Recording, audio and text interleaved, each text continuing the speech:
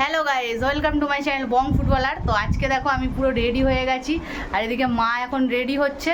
তো আমি মাকে নিয়ে বেরোবো, আর আজকে কোথায় যাচ্ছি, মাকে নিয়ে কি করব সেটা তোমাদেরকে পুরো ভিডিওতেই দেখাবো। তোমরা ভিডিওটা প্রথম থেকে শেষ পর্যন্ত দেখতে থাকো, স্কিপ না করে। তো চলো যেতে যেতে কথা হবে। গাইজ আজকে হচ্ছে আমাদের জিমের 1 বছর পূর্ণ হচ্ছে, সেই কারণে একটা প্রোগ্রাম আছে।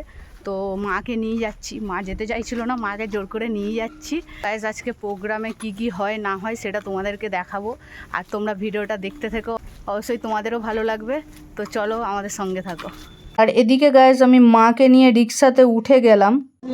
হয়তো তাদের সাথে আমার দেখা হয় না, রাজা, মৌসুমী, বিপ্লব এদের সাথেই দেখা হয়।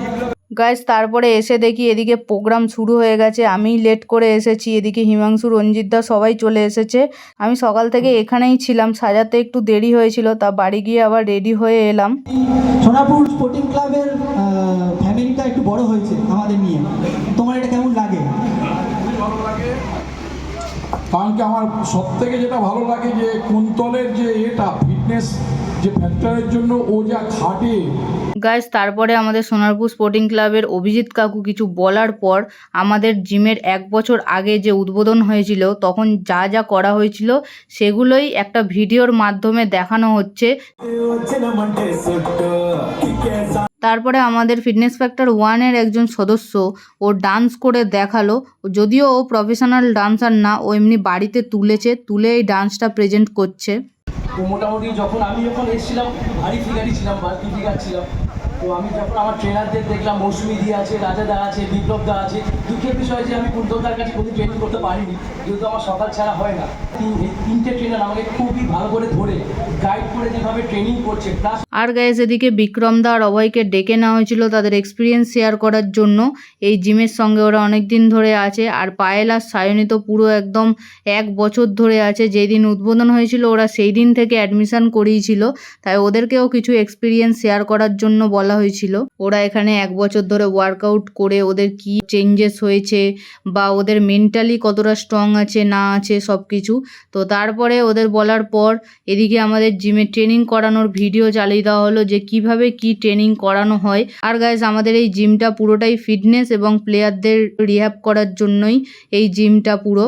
অবশ্যই জিনিয়াদিকে আমি মঞ্চে ডেকে নেবো। আমরা খুব আনন্দিত জিনিয়াদি আমাদের মধ্যে উপস্থিত হয়েছে। চেহারা বাঁশি হাতে লক্ষ্মী আজ আমাদের ভারতের গর্ব, দক্ষিণের গর্ব এবং আমাদের ভারতবর্ষের গর্ব। তো প্রতীকদাকে আমি কিছু বলার জন্য অনুরোধ করব। মনে হয় না যে বিরাট বড় ছবি, কিন্তু ওর নলেজটা অনেকটা বেশি এবং ও বর্তমানে খিদিপুর ক্লাবের হয়ে খেলছে।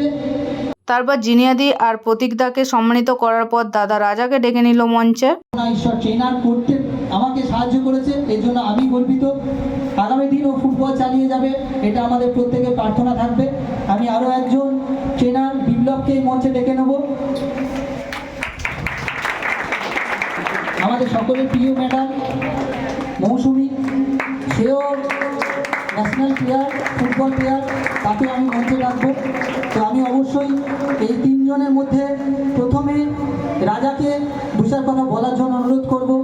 তারপরে বিপ্লব দা আর আমাকেও ডেকে নিল দাদা মঞ্চে। আর আমরা 3 জন যেহেতু এই জিমে ট্রেনিং করাই, তাই আমাদের ট্রেনার ইন্ট্রোডাকশনের জন্য কিছু বলতে বলা হলো। এরপর আমি ফিটনেস সেন্টারের ট্রেনার বিপ্লবকে কিছু বলার জন্য অনুরোধ করব। আর গাইজ আমরা সত্যিই ভাবিনি যে এরকম একটা প্ল্যাটফর্ম পাবো, দাদা না থাকলে হয়তো আজকে এটা পেতাম না। ফিটনেস সেন্টারে অবশ্যই মৌসুমী রয়েছে, ও নিজেও ফুটবল প্লেয়ার, ওকে কিছু বলার জন্য অনুরোধ করব। নমস্কার, আমার নাম মৌসুমী পুরকাই। তো আমি জিমে 1 বছর ধরে ট্রেনিং করাচ্ছি, আর কোনোদিন আমি ভাবতে পারিনি যে একজন ট্রেনার হব। প্রথমে আমি একজন ফুটবল প্লেয়ার, ভাবতাম যে ভবিষ্যতে আমি বড় প্লেয়ার হব, কিন্তু তারপরে আমার লিগামেন্ট ইনজুরি হওয়াতে আমার সেই স্বপ্নটা ভেঙে গেছিলো। তারপর গাইজ রাজার বিপ্লবদার বলার পর আমার হাতে মাইক্রোফোন ধরিয়ে দিয়েছিল, দিয়ে বলল যে আমাকে কিছু বলার জন্য। আর গাইজ আমি তো কি বলবো বুঝতেই পারছিলাম না, যা মনে আসছিল তাই বলছিলাম। কারোর ইনজুরি আছে, তো সেইগুলোকে তাদের কথা বুঝে, তারা কি চাইছে সেটা বুঝে তাদেরকে এগিয়ে নিয়ে চলা, এটাই হচ্ছে আমাদের উদ্দেশ্য। তো আমি কুন্তলদাকে ধন্যবাদ জানাবো, কুন্তলদার জন্যই আজকে এই প্ল্যাটফর্মটা পাওয়া। তো চাইবো আমরাও, কুন্তলদা যেমন আমাদেরকে তৈরি করেছে, আমরাও চাইবো যে যারা বেকার লাইফে ভাবে যে কি করব না করব, তাদেরকে লাইফে এরকম একটা জায়গা দেওয়ার। ধন্যবাদ।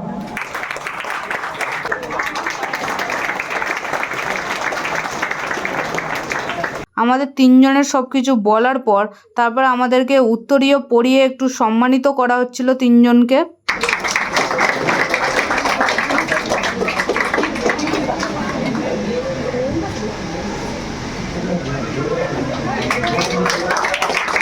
আর গায়ে সত্যিই আমরা ভাবিনি যে এরকম একটা প্ল্যাটফর্ম পাবো, আর এই সব কিছু সম্ভব হয়েছে কুন্তলদার জন্য। কুন্তলদা না থাকলে হয়তো আজকে আমরা এতদূর যেতে পারতাম না, এই প্ল্যাটফর্মটা পেতাম না। শেখো, জীবন যুদ্ধে হারতে শেখো, দেখবে এই ব্যর্থতাই একদিন তোমার জীবনে জয় এনে দেবে। তার মতো কেনই বা হবে না বলুন তো, এই সাফল্য পরিচয় হয়ে যাচ্ছে কুন্তলদার সাথে, যেরকম পরিচয় লাইক ফ্যামিলি মেম্বারের মতন হয়ে গেছে। তো নিয়েই আমি কিছু সিনিয়র প্লেয়ারদের ইন্টারভিউ করে সেটা এআইএফএফে মেল করেছিলাম। আর সেই উদ্দেশ্য নিয়ে যখন আমি কাজ করছি তখন আমার মনে হয়েছিল যে প্রবীরদা, তারপর দেবজিৎদা, এদের ইন্টারভিউটা পাওয়া আমার কাছে খুব জরুরি। তো সেই উদ্দেশ্যেই আমি করেছিলাম, কিন্তু সেই চ্যানেলটা এখন আর নেই, চলে না। আমি খুব কম দিই সেখানে ভিডিও বানানো বা চ্যানেল এগিয়ে নিয়ে যাওয়া আমার উদ্দেশ্য ছিল না। আমার উদ্দেশ্য ছিল ছেলেগুলো যাতে এগ্রিমেন্ট কপি হাতে পায়, এতে তাদের বায়োডাটা বাড়বে এবং তারা তাদের প্রাপ্য টাকাটা হাতে পাবে। অবশ্যই প্রবীরদাকে অসংখ্য ধন্যবাদ জানাবো। প্রবীরদা আমাদের মধ্যে এতটা সময় দিয়েছে। হ্যাঁ, জিমের মেম্বার সে অবশ্যই, কিন্তু তার সাথে আজকে সম্পর্ক আমার অনেক গভীর, যেটা বলে বোঝানো যাবে না। গুড মর্নিংটা হয়, গুড মর্নিংয়ের পরে বড় ভাই কথাটা লেখা হয়, উনিও লেখেন আমিও লিখি। তো এই সব কিছু নিয়েই আমাদের জীবন এগিয়ে চলছে, প্রবীরদা এগিয়ে চলছে। আমরা আশাবাদী, আমরা প্রার্থনা করি আগামী দিনও প্রবীরদা এগিয়ে যাক এইভাবেই। আর এই প্রবীরদাকে আজকে সম্মানটা জানানোর জন্য আমি এই মঞ্চে ডাকবো আমাদের সোনারপুর থানার আইসি সাহেব আশিস স্যারকে। আশিস স্যারও খুব ব্যস্ত মানুষ এবং তিনি আমাকে খুব ভালোবাসেন আমি জানি, এবং শত কষ্টের মধ্যেও তিনি উপস্থিত হয়েছেন, এবং প্রবীরদাকে আমি সম্মান জানানোর জন্য তাকে অনুরোধ করব। এটা একটা বিশেষ মুহূর্ত সোনারপুর স্পোর্টিং ক্লাবের জন্য এবং ফিটনেস সেন্টার 2.0 জন্য। সোনারপুর থানার আইসি সম্মান জানাচ্ছে ভারতবর্ষের গর্ব প্রবীর দাসের। তারপরে প্রবীরদাকে সম্মানিত করার পর এই দুই ভাই এসেছিল, প্রবীরদার খুব বড় ফ্যান, তাই ওদেরকে প্রবীরদার সঙ্গে মিট করাচ্ছিল। আর আমি এদিকে স্যারকে নিয়ে ভিডিও করছিলাম, আর স্যার তো পুরো বসে বসে প্রবীরদার কথা মন দিয়ে শুনছিলেন। আর এদিকে আমার পাশে পেছনে সব হচ্ছে আমাদের জিমের মেম্বাররা বসে আছে।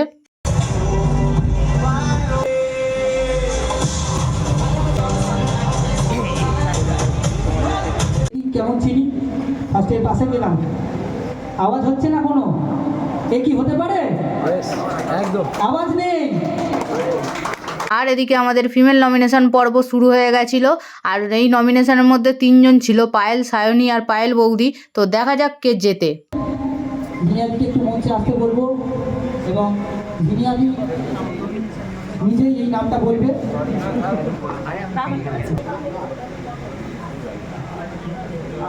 উইনার হলো পায়েল দি।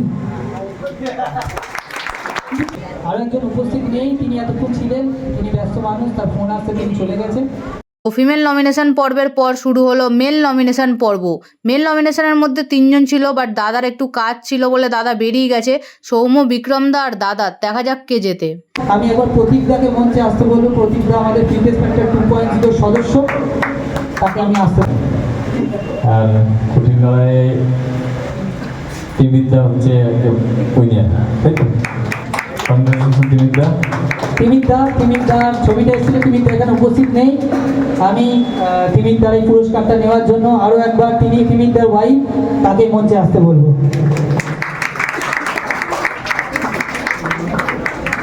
দুজনের মনটা কেমন খারাপ হয়ে গেল। ঠিক আছে, সামনের বছর আসছে আমার।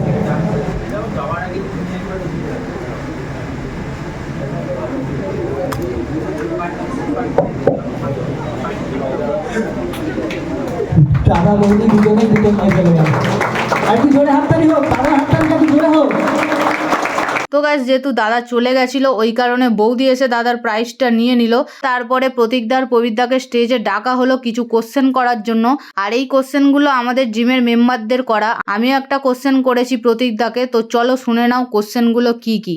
কিছু প্রশ্ন এসেছিল, সেটা জিমের মেম্বারদের তরফ থেকে, যে এনারা রয়েছে দুজনেই ফুটবলের একদম ইন্ডিয়ান ফুটবলের একদম টপ স্টেজে রয়েছে, তো এনাদের অভিজ্ঞতা প্রচুর। তো সেই জায়গা থেকে মৌসুমী প্রথম প্রতীকদাকে একটা প্রশ্ন করেছে, সবাই যখন ফুটবল খেলার কথা ভাবে তখন তুমি কিভাবে ফুটবল ছেড়ে রেফারিং করানোর কথা ভাববে? আশা করি প্রতিটা উত্তরটা দেবে।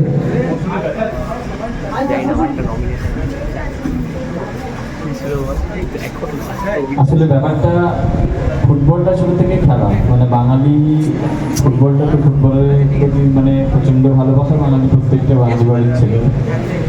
তো ফুটবলটা যখন আজকের এই সব কিছু, আজকের প্রতিটা ছেলে যে রিকভারি করে মাঠে ফিরছে, সেই সব কিছুর জন্য যে মানুষটা সেটা হচ্ছে কুন্তলদা।